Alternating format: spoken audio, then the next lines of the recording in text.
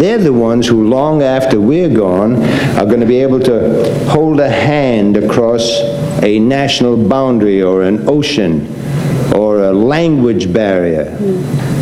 And they may make the world a little bit better place to live in. It may be a healthier world. It may be a more peaceful world. It may be a happier world. So whatever investment the so-called adults make in the children, they will reap the reward, because if they understand, they will know how to go about possibly making this world better. Sonja, one thing I must tell you about. Some years ago, youngsters like this didn't know about that. They didn't know about UNICEF. They didn't know that there was suffering in the world.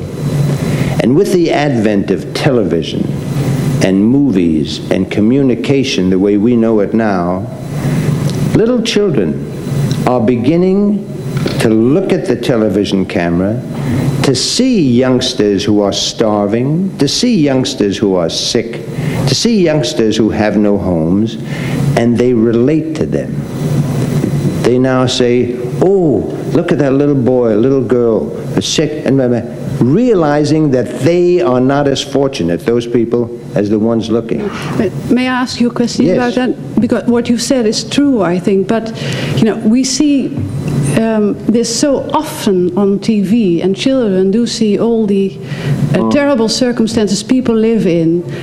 But I think that we see it too often, and that even children don't know what's real and what's fake, and they mix it up. My dear Sonja, I said last night at the concert, parents always think that they can teach their children everything. And sometimes parents are a little bit egotistical. And if parents would just relax and let a child take them sometime, they can learn a hell of a lot from the child. But our culture is that we pass on to children what we have learned, and never stopping for a minute to think that maybe a child can teach us something. They are innocent. They have no guile. They really don't have to pretend the way adults do. Most children react instinctively and emotionally, and it's usually a true emotion. And all children, in my opinion, behave exactly the same way all over the world. All of them. So, whether somebody sees it too much or not, honey, what is the essence of television advertising?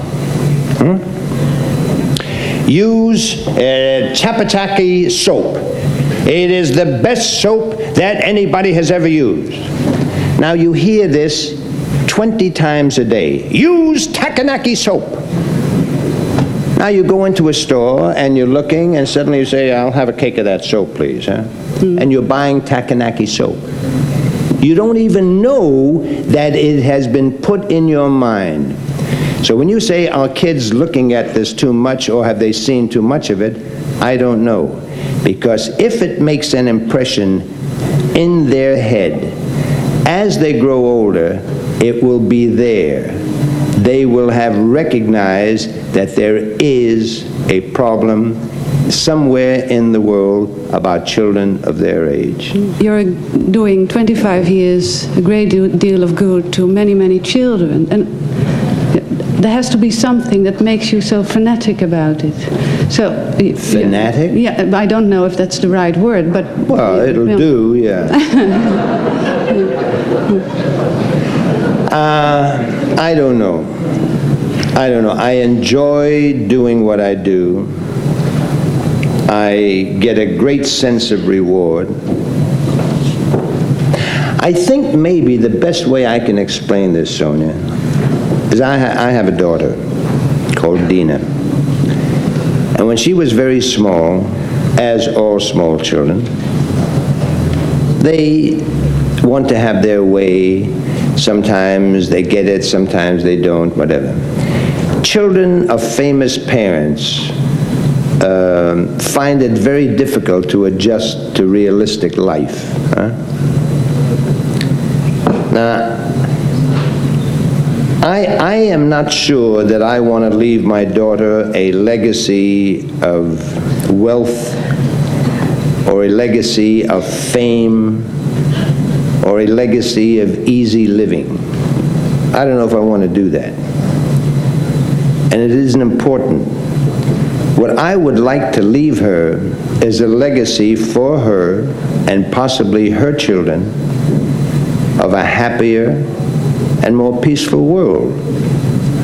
That, if I knew that I could hand that over to her in a will, instead of, you will have mommy's necklace, and you will have my wristwatch, and if I could, in a will, hand over a legacy of a better world to live in for her and her children, if she ever has any, or their children's children, that I consider a real legacy of inheritance. Maybe that's why I do it. If I have to search for some psychological reason, and if I had to do that, probably that would be the answer. But I tell you, to go back and to see young people blossoming where they wouldn't have before, you're not fanatic about it. It's like watching your own child grow up, you know. You sometimes disagree with the child's behavior, or you scold him, or he doesn't please you, or the child embarrasses you in front of other people. Well, you don't say, leave the house, you know, I mean, I can't take you out anymore. It's in the process of developing, it's in the process of growing that we all have to go through those painful periods. You know, I was reading for this opportunity The Rights of the Child. Yeah. And here somewhere I read, the child shall be brought up in a spirit of understanding, tolerance, friendship among peoples, peace and universal brotherhood. And I thought, now, what do you think? I think there's one word missing in there. You see, in all these rights, I just read them the other day. There was a documentary film that was done in Italy, and I did the English version.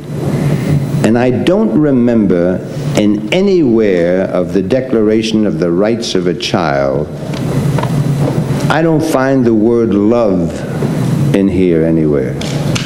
It's all very legal and diplomatic language, which I suppose is necessary, I don't know.